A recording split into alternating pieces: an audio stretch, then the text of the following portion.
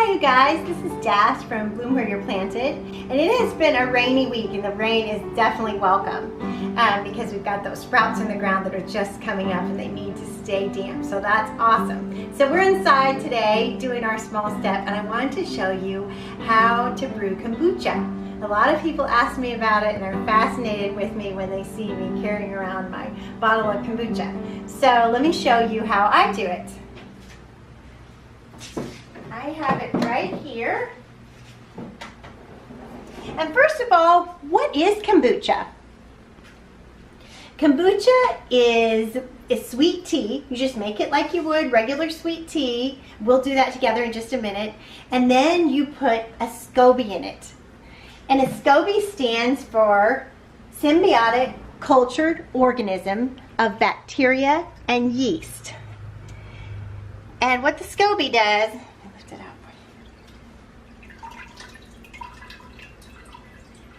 what the SCOBY does is it eats the sugars in the tea.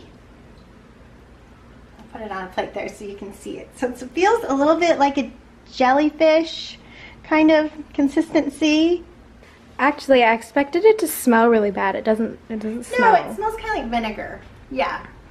Anyway, the SCOBY eats the sugars in your tea, and what it leaves you with are some great minerals and vitamins and enzymes that you can get, and great probiotics.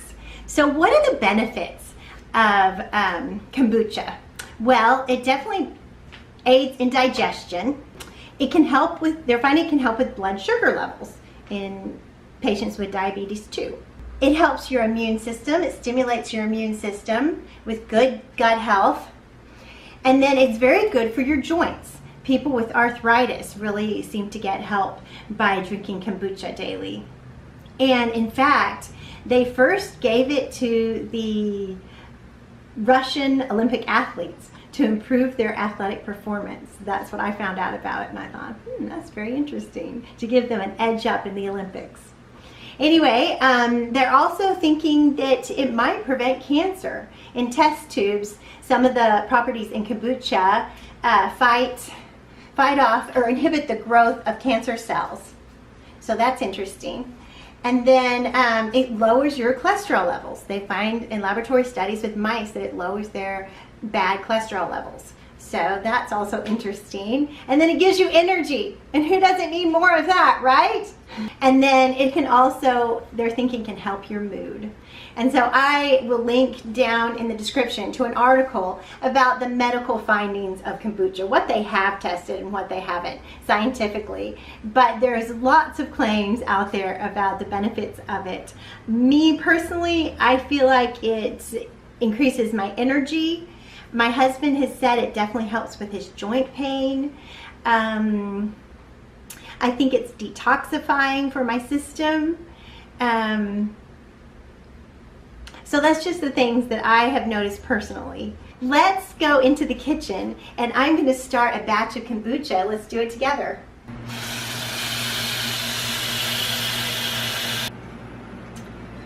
What you want to do to get started is to brew yourself some tea. However you brew tea. I do mine in a big pot, and I boil it to get the chlorine out, because the chlorine can inhibit the growth of the good probiotics, so you don't want that in your kombucha. So you can either use spring water or you can boil it for a few minutes before you put your tea bags in. Okay, and I'm going to use some green tea.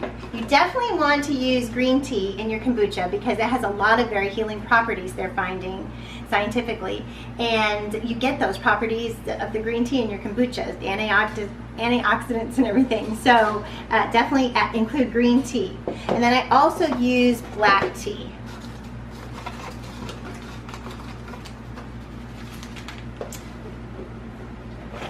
And I have got a container here that I'm going to fill. And so it's 2.5 gallons. And so I basically do 1 green tea and 1 black tea bag for each gallon. I just put in my tea bags and just brew my tea. So the tea is all brewed. And I'm just gonna scoop the tea bags out. Okay, got all the tea bags out. Now we're gonna put our sugar in.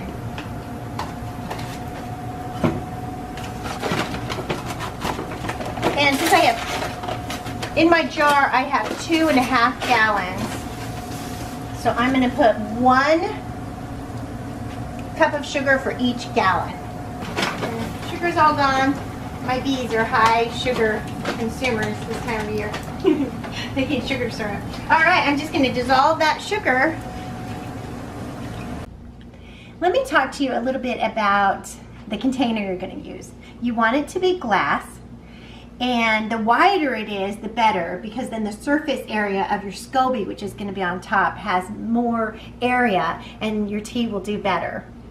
Now, I used to do mine in little fish bowls, like something you'd buy at the pet store, but my kids hated that because they're like, Mom, it's like, it makes it like it's really like a live creature in there because you have it in a fish bowl. But anyway, that's what I had in it for the longest time. But now I really, really like these spouts because the fish bowl was just hard to transport. You know, I had it in my pantry. It was heavy and hard to get down and carry around, and you had to ladle out of it. And so I really like this because you can just bring it to the edge of the counter and you can just pour it into whatever your glass or the bottle you're bottling up in or whatever. So I really like that. So anyway, then when you've got your tea done, and like I said, I'm going to fill it up with water the rest of the way, all the way up to the rim. Then you want to add your SCOBY. Now you can get a SCOBY from a friend because when it grows on the surface, it makes layers, as you can see. So your friend is just gonna peel off, I'm just gonna peel off 1 layer. And I'm gonna put this in there to make my new, I maybe could peel off this layer too. Yeah, I should have peeled those off together, but that's okay. I'm gonna put this in our new jug of tea. And that SCOBY is going to eat those sugars and produce kombucha tea for me. Kombucha tea. It's wonderful stuff. And then you want to cover it. You don't need a lid, so you want to cover it with a tea towel or something. I just use this, and I like something that kind of goes down over it because it's not the prettiest thing to look at.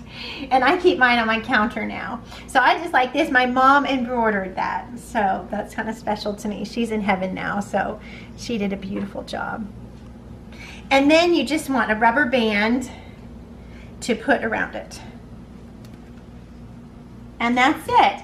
And I've heard to keep it in the dark, but I do not keep mine in the dark any longer. I kept it in my pantry. It was just too much room in the pantry, too heavy to get on down and up. So now I just keep mine over here in the corner.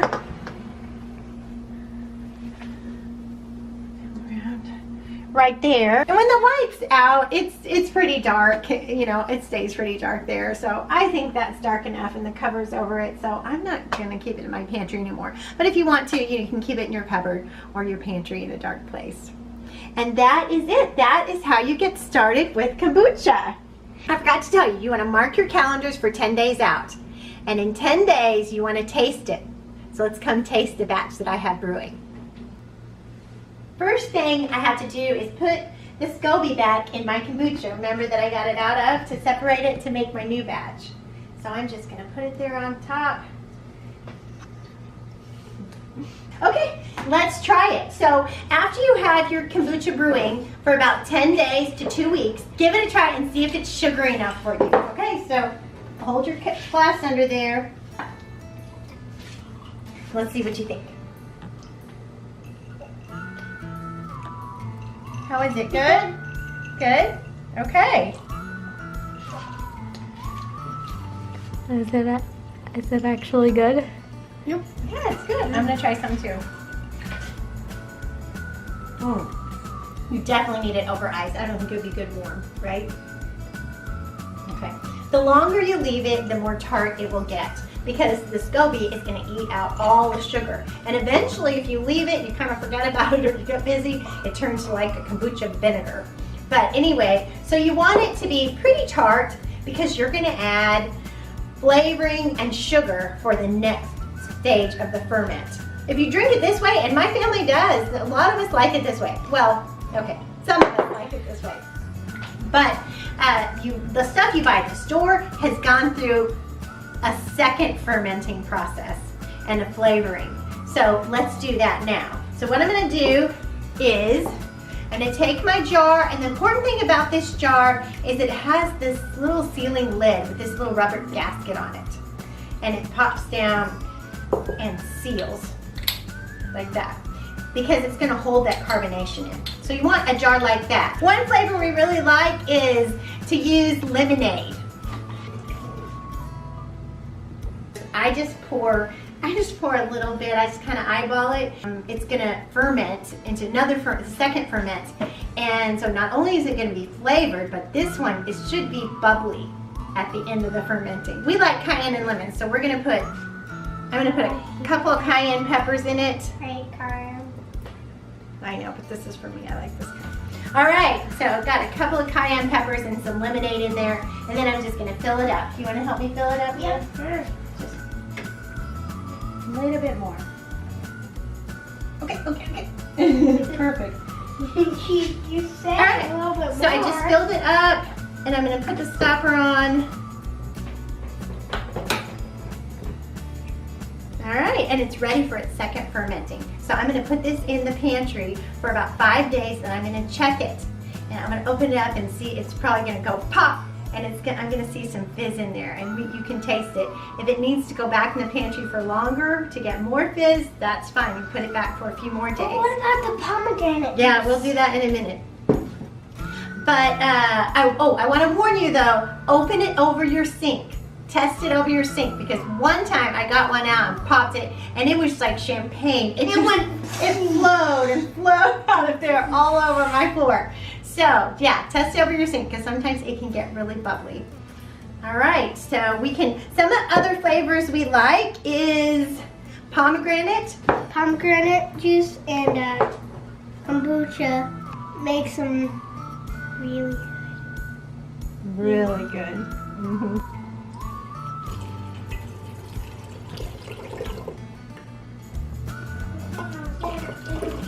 Just about to shut down.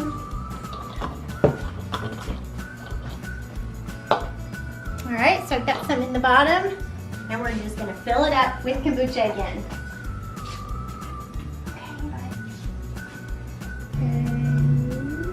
Stop. Perfect.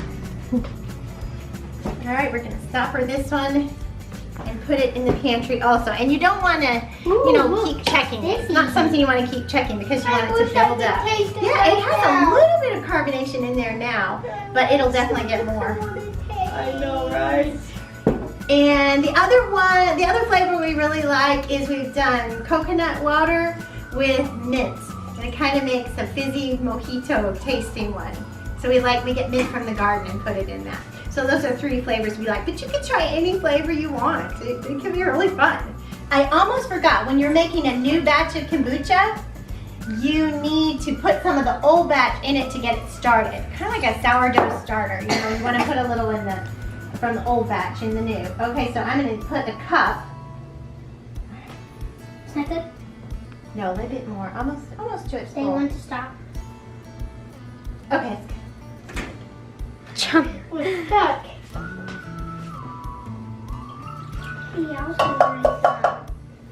So I'm going to go put this in our new batch of kombucha to get it started. Oh, and then the other thing I wanted to tell you was, when you're first starting to drink kombucha, you want to only have like a small cup every day at first.